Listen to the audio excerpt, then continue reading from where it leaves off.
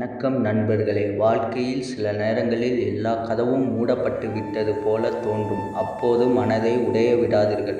முருகப்பெருமான் ஒரு கதவை மூடினால் அதைவிட நல்ல பாதையை உங்களுக்காக அமைத்து கொண்டே இருப்பார். இன்று நீங்கள் சிந்தும் ஒவ்வொரு கண்ணீரும் அவர் பார்க்காமல் விடமாட்டார். இன்று நீங்கள் செய்யும் ஒரு முயற்சி சரியான நேரத்தில் பலன் தரும்.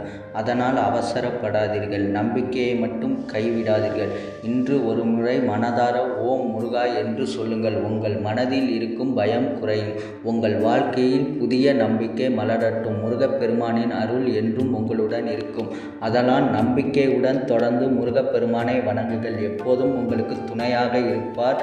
துணையாக நின்று உங்கள் கூடவே நின்று அருள் புரிவார். அதனால் நம்பிக்கையை மட்டும் விடாமல் தொடர்ந்து முருகப்பெருமானை வணங்கி வாருங்கள். எல்லாம் உங்களுக்கு நல்லதாகவே நடக்கும். நம்பிக்கையை மட்டும் விடாதீர்கள்.